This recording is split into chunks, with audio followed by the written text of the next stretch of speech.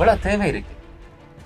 பண ரீதியாக, வருவாய் ரீதியாக இதை கட்டமைக்கிறதுக்கு, அடுத்த கட்டத்தை நோக்கி நகர்த்துவதற்கு உண்மையில நிறைய தேவைகள் இருக்கு. மக்களினுடைய பங்களிப்பு தேவை, அல்லது பெரும் தனவந்தர்களுடைய ஒரு அன்பளிப்பு என்பது தேவையா இருக்கிற நிலையில ஒரு பரவலா பேசப்படுற ஒரு விஷயம் இல்ல, உலக தமிழர் வரலாற்று மையத்துக்கு ஃபண்டிங் எங்கேயோ இருந்து வருது, பின்னுக்கு இருந்து யாரோ இயக்குறாங்க இது. அதுவும் குறிப்பாக சில பேருடைய பெயர்களை குறிப்பிட்டு இவர்களுக்கு பின்னாளில் இருந்து வேறு நாடுகள்ல இருந்து வேறு நேரடியா சொல்லுவேன், உளவுத்துறைகளிடம் இருந்து பணம் வருது, அவர்கள் இயக்குகிறார்கள் என்ற பேச்சு இருக்கு. இதை நாங்க மறுதளிக்க முடியும், பேச்சு இருக்குது. அது உண்மையா பொய்யான்றத சார்ந்திருக்கக்கூடிய நீங்கள் தான் சொல்லுவாங்க. என்ன இப்ப ஒட்டுமொத்தமாக சொல்லப்படாவிட்டாலும் சிலருடைய பெயர்கள் குறிப்பிடப்பட்டு சொல்லப்படுது, ஒட்டுமொத்தமாகவும் சில இடங்கள்ல பேசப்படுது. ஆனா இங்க பார்த்தா மேலாண்மை பணிப்பாளர் சொல்றாரு எங்களுக்கு இவ்வளவு தேவைகள் இருக்கு. இதுல எது உண்மை? மேலாண்மை படைப்பாளர் குறிப்பிட்டதுதான் நிதர்சனமான உண்மை. அதில் நாங்கள் செலவிட்ட காசைத்தான் அவர் குறிப்பிட்டிருந்தவர். இந்த 10,750 சதுர அடிய 10,750 சதுர அடி கட்டிடம் செய்வதற்கும் அது சார்ந்த இணைய வாகன தரிப்பிடங்கள், சம நேரத்துல எங்களுக்கு கொட்டகை என்று தமிழ்ல சொல்லலாம், இங்க இதன் முறையில 3 பான், மற்றது ஒரு அலுவலக கட்டிடம், இதுகள் அடங்கலாக எங்கள்கிட்ட 3 மில்லியன் பவுண்ட்ஸுக்குரிய ப்ராஜெக்ட் தான் எங்கள்கிட்ட கையில இப்ப இருக்கு. அதுல நாங்கள் அத்திவாரம், பெரிய கட்டிடத்துக்கான அத்திவாரம் போட்டு ஃபைலிங் செய்து அத்திவாரம் போட்டுட்டோம். இனி கட்டிடம் மேலும் போனோம். சம நேரத்துல எங்களுக்கு அதே அளவு, அந்த கட்டிட அளவு 10,750 சதுர அடிக்குரிய நிரந்தர கூடாரமா அதுக்கு இணைச்சு போடுறதுக்கான அனுமதியும் எங்கள்கிட்ட இருக்குது. இதை விட நாங்கள் நுழைவாய்வில் ஓரளவு செய்திருக்கிறோம். இதன் அடிப்படையில எங்கள்கிட்ட இப்ப இதுக்கு நான் செய்ய போற இந்த நினைவு நடபாதை என்று சொன்னவர், ஞாபகார்த்த நடபாதை உட்பட எங்கள்கிட்ட 3 மில்லியன் பவுண்ட்ஸுக்குரிய ப்ராஜெக்ட் எங்க கையில இருக்குது. அதே மாதிரி மேலாண்மை படைப்பாளர் குறிப்பிட்டது போன்று எங்களோட மாதாந்த செலவுகள் என்றது ஒரு தொகுதி இருக்கு. இதுகள் மாதாந்த செலவுகளை நாங்கள் எங்களுடைய அன்றாட செயற்பாடுகள் ஊடாக, விளையாட்டு போட்டிகள், கோயில் வருமானங்கள், சர்ச் வருமானங்கள், மாவீர் நாள் வருமானங்கள், அந்த 2 ஊடாக வர்ற படத்தை வச்சு அதை நாங்கள் சமாளிச்சு கொண்டு போனாலும், இந்த கட்டிடம் வேலை என்றது ஒரு தனித்துவமான பணி. இந்த அபிவிருத்தி திட்டம் அது இதுக்குள்ள ஒரு வருமானத்தை எடுத்து செய்ய இயலாது, முழுமையான எங்களோட மக்கள்கிட்ட அன்பளிப்போட செய்யணும். அது ஏற்கனவே இவர் சொன்னது குறிப்பிட்டது போன்று 10 வருடம் நாங்கள் மக்கள்கிட்ட நம்பிக்கை ஏற்படுத்தி இருக்கிறோம். இந்த விஷயத்தை நாங்கள் நின்று பிடிச்சு இது அந்த வகையில நிச்சயமாக நாங்க நம்புறோம். இந்த கட்டிடம் காணி வாங்கிக்கே எங்கள்கிட்ட ஒரு சத காசு கையில இருக்கே, அதை உருவாக்கி தந்த அதே மக்கள் நிச்சயம் இதை செய்யணும் என்ற இது நம்பிக்கை உருவாக்கி இருக்கு. எங்களுக்கு இன்னொரு நம்பிக்கை இருக்கு. அப்படின்னு சொன்னா, அந்த மண்டபத்தை கட்டி முடிச்சால் நிச்சயமா எங்களோட மக்கள் ஊடாக அதுல ஒரு வருமானங்கள் இருக்கு. அவங்களோட தங்களோட குடும்ப நிகழ்வுகள், திருமணங்கள், பிறந்த நாட்கள், புப்புரிந்த நீராட்ட விழா உட்பட இணைய கலாச்சார நிகழ்வுகள் நடத்தும் போது ஒரு வருமானம் இருக்குது. முதலில் இருந்த நம்பிக்கையை விட எங்களுக்கு அதீத நம்பிக்கை இருக்குது. தற்செயலாக நாங்கள் கடனாக இந்த கட்டிடத்தை கட்டுவதற்கு பெற்றாலும் அந்த கடனை திருப்பி கொடுக்கக்கூடிய வல்லமை இந்த கட்டிடத்துக்கு இருக்குன்றது நாங்கள் நம்புறோம். அதை சில உறவுகளை நம்புறோம். அந்த வகையில அந்த கட்டிட பணியை நாங்கள் முன்னெடுக்க யோசிக்கிறோம். நீங்க குறிப்பிட்டது போன்று இதுல ஐலண்ட் முதல் சுற்றுல சொல்லியிருந்தார், இதுக்குள்ள நிற்கும் போதுதான் அதனுடைய செயற்பாடுகள் புரியும். எங்களை வெளியிலிருந்து பார்க்க சில நேரம் இது ஒரு பெரிய ஒரு வசதியான இடமாகவும் தென்படலாம். அதே மாதிரி சில அகல பார்வையில மிக மட்டமான இடமும் தென்படலாம். அதுகளை கடந்து இந்த 10 வருடங்கள் இந்த வரலாற்று வளாகம் ஒரு கடின பாதையில் நகர்ந்திருக்கு. அது ஒட்டுமொத்தமாக இந்த பிரித்தானியா வாழ் தமிழ் மக்களும் உலகத்தில பல்வேறு நாடு இருக்கிற உறவுகளுடைய ஒத்துழைப்போடையும் அவைகளின் முழுமையான செயற்பாட்டின் ஊடாகத்தான் இந்த 10 வருடத்தை நாங்கள் கடந்திருக்கிறோம். நிச்சயமாக இந்த எங்களால் எதிர்கால திட்டமாக அடையாளப்படுத்தப்பட்ட விடயங்கள் இதே மக்கள் நாங்கள் வேற நீங்க சொன்ன மாதிரி நீங்க சொன்னதுல இந்த கருத்துக்களின் அடிப்படையில வேற நாடோ உலக அமைப்புகளோ தந்திருந்தா நாங்கள் இன்றைக்கு நீங்கள் இந்த வளாகத்துக்கு இன்றைக்கு இந்த வளாகத்துல குளிர்த்தன்மை, இங்க உள்ள சூழல் உங்களுக்கு புரியும். யாரும் கஷ்டப்பட தேவையில்லை, காசு அறிஞ்சு செய்துட்டு போயிடலாம். அன்றாடம் இந்த வளாகத்தை பராமரிக்கிறது இங்க நடக்கிற சம்பவங்கள் இருந்து முழுக்க நாங்கள் எங்களோட உடல் உழைப்பை போட்டு அபிவிருத்தி திட்டத்துக்காக, வளர்ச்சிக்காக மக்கள்கிட்ட உதவிகளை பெற்றுக் கொண்டிருக்கோம். நான் பெற ஒவ்வொரு விடயத்துக்கும் உதாரணமா சதீஷ் ஊடாக ஒரு 10,000 பவுண்ட்ஸ், 1,00,000 பவுண்ட்ஸ் அவருடைய முழுமையான கவனத்துக்கு அந்த கணக்குகள் முழுமையாக ஒப்படைக்கப்படுது. இங்க முழுமையான ஏன்னா நாங்கள் 2 விதமாக ஆடிட் பண்ணப்படப்படுறோம். இப்ப எங்க கொம்பனி ஹவுஸ்லயும் நாங்கள் இப்பயும் இருக்கிறோம், நான் ப்ராஃபிட்டபிள் கம்பெனி இப்பயும் இருக்கிறோம். அவையிலும் எங்களை ஆடிட் பண்றீங்கன்னா சேரிட்டி கமிஷனும் எங்களை ஆடிட் ஏன் அப்படி 2 எங்களுக்கு வந்து நாங்கள் அதுல சில நடைமுறை விடயங்களுக்காக அந்த கம்பெனி ஹவுஸ் நாங்கள் இப்பயும் வச்சிருக்கிறோம் என்று சொன்னா ஒரு வங்கி செயற்பாட்டுக்காக எங்களோட போக்குவரத்துகள் சம்பந்தப்பட்ட வங்கி செயற்பாடாக கம்பெனி அறிக்கைக்கு இருந்த வங்கி செயற்பாடுகளை தொடர்ச்சி அப்புன்றதுக்காக இருக்கு. அப்ப நாங்கள் 2 விதமான அரசு ஆடிட்டிங் கூட போறோம். அரசு அதை விட எங்களோட இன்டர்னல் ஆடிட்டிங் இதே மாதிரி எங்களோட கணக்கை உறுதிப்படுத்தி கொடுக்கறதுக்கான அக்கௌண்டிங் ஃபார்ம் வெளியில இருக்குது. இப்ப நாங்கள் இன்டர்னலா எங்களுக்குள்ள அக்கௌண்ட் இருக்கு, அவரெல்லாம் சர்டிஃபை பண்ணி இந்த பெரிய அக்கௌண்ட்டை கொடுத்து அவரெல்லாம் சர்டிஃபை பண்ணி தான் அவளை அங்கே அப்லோட் பண்ணிவினோம் சேரிட்டி கமிஷனுக்கு கம்பெனி. அப்ப அந்த வகையில நாங்கள் ஒவ்வொரு சதத்துக்கும் பதில் சொல்ல வேண்டியவர்களா இருக்கிறோம். மேலதிக காசு இதுக்குள்ள வந்தா கண்டிப்பா நாங்கள் மறைச்சு ஒன்றுமே செய்ய முடியாது. காசுக்கு வெளிப்படையா கணக்கு காட்ட வேணும்ன்றது அது சேரிட்டியா இருந்தாலும் சரி அல்லது ஒரு பொதுமக்களுக்கான சேவை செய்கிற எந்த கட்டமைப்பா இருந்தாலும் சரி அது கட்டாயமானது. இரண்டாம் நீங்க சொன்ன மாதிரி நான் ஒரு 10 ரூபா தாருனா 1 ரூபா தாருனா அது என்னுடைய உழைப்புல வந்தது. அதை நான் ஒரு அன்பளிப்பா கொடுக்கும்போது சரியான முறையில போய் சேருதா இல்லையான்றதை உறுதிப்படுத்த வேண்டியது என்னுடைய கடமை. அதை வாங்குறவர்களுடைய கடமையும் அது 2 பக்கமுமே செய்யப்பட வேண்டியது. ஆனால் பாலாமஸ்டர் இன்னொரு கடுமையான விமர்சனத்தை அண்மை காலத்துல பார்க்க முடிந்தது. இது உலக தமிழர் வரலாற்று வளாகம், தமிழர்களுக்கு சொந்தமானது. குறிப்பாக ஈழத்தமிழர்கள் தங்களுடைய ஒரு புனித பூமியா இதை கருத்துல கொண்டு வந்து போகணும்ன்றதான் நம்மளுடைய நோக்கமாக இருந்தது. ஆனா அண்மை காலத்துல இந்த வளாகத்தினுடைய வாயிலில் அமைக்கப்பட்டிருக்கக்கூடிய திருவள்ளுவனுடைய சிலை தொடர்புல மிகப்பெரிய சர்ச்சை இருக்கு. நீங்க பார்த்திருப்பீங்க, அறிந்திருப்பீங்கன்னு தெரியும். குறிப்பா ஒருவருடைய பெயர் அல்லது குறிப்பாக ஒரு சங்கத்தினுடைய பெயரை அதுல பதிந்து அதை ஏன் அடையாளப்படுத்த வேண்டும்? இது தமிழ் மக்களுக்கான சொத்து. தமிழ் மக்களுக்காக தான் இதை உருவாக்கினாங்க. நாங்க யார்கிட்ட இப்ப நீங்க எல்லாருமே இருக்கிறீங்க, உங்களுடைய யார்கிட்ட பேரையுமே எங்கேயுமே பதிவு செய்யல. நீங்க தேவைண்டு வரும்போது வெளியில வந்து பதில் சொல்றீங்களே ஒழிய ஒருத்தட்ட பேரையும் எங்கேயுமே எந்த இடத்துலையும் நான் இதுவரைக்கும் பார்த்ததில்லை. ஆனா இது மட்டும் ஏன் பதிக்கப்பட்டிருக்கு? அதுவும் குறிப்பாக பொது ஒப்பீட்டளவில் நான் பிரிச்சு பார்க்கல. உலக தமிழர்கள் வரும்போது எல்லாருமே உண்டுதான், பிரிச்சு பார்க்கணும். ஒப்பீட்டளவில் இது ஈழத்தமிழர்களுடைய ஒரு பூமியாக பார்க்கப்படுகின்ற வேளையில தமிழ்நாட்டினுடைய ஒரு பகுதியை குறிப்பிட்டு அதை பதிக்க வேண்டிய தேவை, கட்டாயம், அதன் பின்னணி என்ன என்ற கேள்வி சந்தேகத்தை எழுப்புது. என்ன காரணம்? நல்ல ஒரு கேள்வி. இந்த நேரத்துல மக்கள் மத்தியில எழுந்திருக்கின்ற மிகப்பெரிய ஒரு கேள்வி. உலகத்தமிழர் வரலாற்று மையத்தினுடைய நிர்வாகம் நாங்கள் கூடி முடிவெடுத்திருக்கு. உங்களுக்கு தெரியும், தஞ்சை பெரியார் கோயில் கட்டப்படுகின்ற பொழுது 1000 வருஷத்துக்கு முதல் யார் யார் என்னென்ன உதவி செய்தோ அவ்வளவு பதிவு செய்யப்பட்டிருக்கு முழுக்க. அதே போல உலகத்தமிழர் வரலாற்று வளாகத்தில் யார் யார் உதவிகள் செய்கிறார்களோ ஒரு கருங்கடிதம் பதிவு செய்கிறது என்ற ஒரு முடிவு இருக்கு. எங்கள்கிட்ட வளாகத்தில் இருக்கு, அது ரெக்கார்ட் பண்ணப்பட்டு முழுக்க ஒரு இடத்தில் பதிவு செய்யப்பட்டு வைக்கப்படும். அந்த வகையில் திருவள்ளுவர் சிலை என்னுடைய அனுமதி உங்களுக்கு தெரியும், கவுன்சிலிருந்து பெறப்பட்டது. அது முறைப்படி அனுமதி புறப்பட்டு அது நிறுவப்படுகின்ற பொழுது பிஜேபி நிறுவனம், தமிழ்நாட்டை சேர்ந்த ஒரு நிறுவனம், அந்த திருவள்ளுவர் சிலத்தை உலகம் முழுவதற்கும் அவர்களால் அன்பளிப்பு செய்கிறார்கள். உலகம் முழுவதற்கும் இங்கே ஒரு யூனிவர்சிட்டி அன்பளிப்பு செய்கிறார்கள், உலகம் முழுவதும் அவர்கள் அன்பளிப்பு. அவர்களும் வரலாற்று மைய வளாகத்தில் நடக்கப்படுகிற நிறுவ வேண்டிய அந்த இதுக்கு தாங்கள் திருவள்ளுவர் சிலையை அன்பளிப்பாத்திர தயாரிட்டு சொல்லியிருந்தார்கள். எனவே அந்த வகையில் எங்களுடைய அந்த செக்ஷனுக்குரிய நிர்வாகம் அவர்களோட தொடர்பு கொண்டு அந்த திருவள்ளுவர் சிலையை பெற்றுக்கொண்டது. ஆனா பெற்றுக்கொண்ட அந்த ஆரம்ப நிகழ்வு நடக்கின்ற பொழுது அவர்கள் அந்த அமைப்பை சேர்ந்தவர்கள் தாங்கள் அந்த ஆரம்ப நிகழ்வில் தாங்கள் செய்த அன்பளிப்பை அதில் இருக்க வேண்டும் என்று விரும்பிக் கொண்டார்கள். ஆனால் நிர்வாக ரீதியாக முடிவெடுத்துக் கொண்டால் குறிப்பிட்ட காலத்துல நாங்கள் அதை இன்னொரு பதிவு செய்து வைக்கிறது, அந்த இடத்துல இருந்து எடுத்து பதிவு செய்து வைக்கிறது. ஆனால் அதை இல்லாம செய்திருவீங்க அப்படியா? ஒரு காலத்துல குறிப்பிட்ட இதுல வந்து நாங்கள் அந்த அன்பளிப்பு செய்த நிறுவனத்தை இன்னொரு கரிங்கல்ல பதிவு செய்து வைக்கிறது.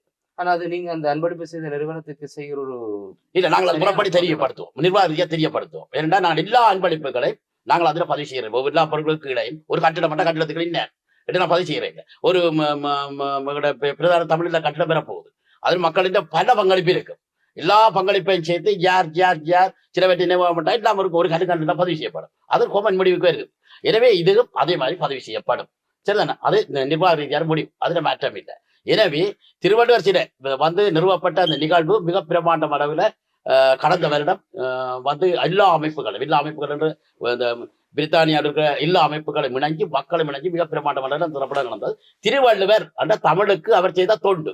சரி, தமிழை இன்றைக்கு திருக்குறளை இயற்றினர். திருவள்ளுவருடைய சிலையில் நிறுவினது பிரச்சனை இல்லைங்க. ஆனால் திருவள்ளுவருடைய சிலைக்கு கீழே அந்த நிறுவனமோ அல்லது அந்த ஒரு நபருடைய பேரை பதித்தது மட்டும்தான் இப்ப பிரச்சனையா பார்க்கப்படுது. நீங்க சொல்றீங்களோ இந்த பெயரை நீக்கி நாங்கள் வேற இடத்துல நீக்கினது என்றது இல்லை. நாங்கள் அதுல வந்து இப்ப என்னென்றால் திறப்புலா இருக்கேங்க அது பதிவு செய்யப்பட்டிருந்தது. பொதிக்கப்பட்டிருந்தது. நாங்கள் உரிய நிறுவனத்துக்கு அதை அறிவிச்சு நாங்கள் அதை ஒரு இடத்துல அன்பளிப்பு உங்களுக்கு தெரியாமலே அது பதிக்கிறது இல்லை சிறப்புலாவில் அவர்கள் அதை விரும்பி கொண்டார்கள். அதை அவர்கள் விரும்பி கொண்டார். நீங்க அதுக்கான ஒரு இடத்தை கொடுக்குறீங்கன்னா நாளைக்கு எல்லாருமே வந்து இதே மாதிரி நாங்கள் இல்லை இனிமேல் அதை நடப்பாம நாங்கள் நிர்வாக ரீதியாக பார்த்து கொண்டிருக்கிறோம். அதை இனிமேல் நடப்பாமல் பார்த்துக் கொள்வோம். இப்படியான விடயங்கள் நான் இனிமேல் நிர்வாகத்தில் அது நடக்காம பார்த்துக்கொள்வோம். அவர்கள் அந்த இது இருந்தது. அதுல இன்னொரு கேள்வியும் எழுந்தது என்னன்னா, இப்ப அது ஈழத்தை தாண்டி தமிழ்நாட்டுல போய் இருக்கிற ஒரு நிறுவனமோ அல்லது ஒருவர் தான் அதை கொடுக்குறாருன்னா, ஈழத்துல இருந்து ஒருத்தர் கொடுக்க முன்வரவில்லையா அன்பளிப்பாக? தமிழ்நாட்டுல இருந்து தான் கொடுக்க முன் வந்தார்களான்ற இன்னொரு கேள்வி இருக்கு. அப்படி யாரும் வரையிலையா ஈழத்தை சார்ந்த? ஏன்னா எங்கள்கிட்டயே நிறைய தனவந்தர்கள் இருக்கிறார்கள். அப்படி யாரும் என்ன இல்லை, அது அவங்க உண்மை. ஈழத்தை சேர்ந்தவர்கள் அன்பளிக்க தயாராக இருந்தால் இவர்கள் வந்து எல்லா இடங்களிலும் உலகம் முழுவதும் திருவள்ளுவத்திலேயே நிறுவிக்கொண்டு வெளியிடும். அன்பளிப்பை கொடுத்து நிறுவிக்கொண்டிடும். இங்கேயும் அந்த பல்கலைக்கழகத்தில் நிறுவப்பட்டிருக்கு. அது பொதுவாக அதுக்கு பின்னால் அரசியல் காரணம் அது இது என்றதை பார்க்க அந்த அமைப்பு எல்லாரும் கொடுத்து கொண்டு வருகிறது என்ற அடிப்படையில் தெரிவிக்கப்பட்டது. வேறு ஒரு உள்நோக்கம் உங்களுக்கு இல்லை. சரி, எங்களை வந்து முழுமையாக நாங்கள் ஒரு தூயமான எண்ணத்துடன் இந்த அமைப்பு பயணித்து கொண்டிருக்கிறது. எல்லா விடயங்களையும் நான் உன்னிப்பு அவதானித்தால் செயற்பட்டு கொண்டு வருகிறோம். எனவே அந்த வகையில நீங்கள் அந்த ட்ரஸ்டீஸ் இந்த பேர் வீரம் கேட்டு நீங்கள் அதனால தெளிவாக அந்த பேர்களை பதிஞ்சு விடுவோம். அதற்கான இரண்டாவது தெளிவாக அது தெரிய வேணும். 11 ட்ரஸ்டீஸ் இருக்கிறோம், அதற்காக தெரிய வேணும் மக்களுக்கு. அந்த நிர்வாகம் ஒரு முடிவு எடுத்திருக்கு. சில மாற்றங்கள் அதில் வரும். நான் இப்ப இருக்கிற பேர்கள் அறிவிக்கிறேன், ஒரு நிர்வாக மாற்றம் வரும். நீங்கள் அதை எங்களோட சேரிட்டி கமிஷன்ல போய் அடிச்சு பார்த்தா அந்த பேர்கள் இருக்கும். அதே நேரத்தில் அந்த சேரிட்டியில போய் அடிச்சு பார்த்தீங்கன்னா எங்களுடைய அக்கௌண்ட்டும் இருக்கும். அதே நேரத்தில் நீங்க சொன்ன அந்த வேற நாடு யார் அன்பளிச்சதாண்டால் அதுல இருக்கும். அன்பளி செய்யலாம் இப்ப எங்கடாக்கு. அப்போ அப்படி ஒரு காலம் அப்படி நடக்கவும் மாட்டேது. நாங்கள் மக்கள் தான். நீங்க திடீர்னு சொன்னோட கனவேறு சந்தேகம் வந்திருக்கு. லிஸ்ட்ல தேடி பார்க்கணும். அங்க ஒன்றும் இல்லை. மக்கள் தான் இதனுடைய உரிமையாளர்களாக இருக்கும். அவருடைய பங்களிப்பு இது நடக்கும். அந்த வகையில நாங்கள் ட்ரஸ்டீஸை நான் உங்களுக்கு பதிவு செய்துவேன் என்றார். கட்டாயம் தெரியும். திரு சுகந்தன், நாங்கள் எங்களோட அண்ணன் தான் சொல்ல சுகந்தன் என்ன வர்றா எங்களுடைய சேர்மன், இந்த ட்ரஸ்டீஸின் சேர்மனாக இருக்கின்றார்கள். மற்றவர்கள் இன்ஜினியர்கள் திரு ஆர்மோம் அவர்களும் எங்களோட ட்ரஸ்டீஸாக இருக்கின்றார்கள். மற்ற திரு ரூபன், சத்யரூபன் மேலான படிப்பாளர் இருந்தார், அவரும் எங்களோட ட்ரஸ்டீஸ்ல இருக்கிறார். அதே நேரத்தில் திருமதி சுவந்தி அவர்களும் எங்களோட ட்ரஸ்டீஸ்ல இருக்கிறார். திருமதி கமலா அவர்களும் எங்களோட ட்ரஸ்டீஸாக இருக்கிறார்கள். மற்றது திருமதி சத்யவாணி எங்களோட ட்ரஸ்டீஸாக இருக்கிறோம். மற்றது திரு சந்திரமோகன் அவர்களோட ட்ரஸ்டீஸாக இருக்கிறார். மற்ற திரு லோகேஷ், மற்ற திரு கீத், திரு நிலவன், திரு செங்கந்தையா இவர்கள் இப்போது இருக்கிற சில மாற்றங்கள் கமிட்டி முடிவெடுத்த கால மாற்றங்கள் பெறும்.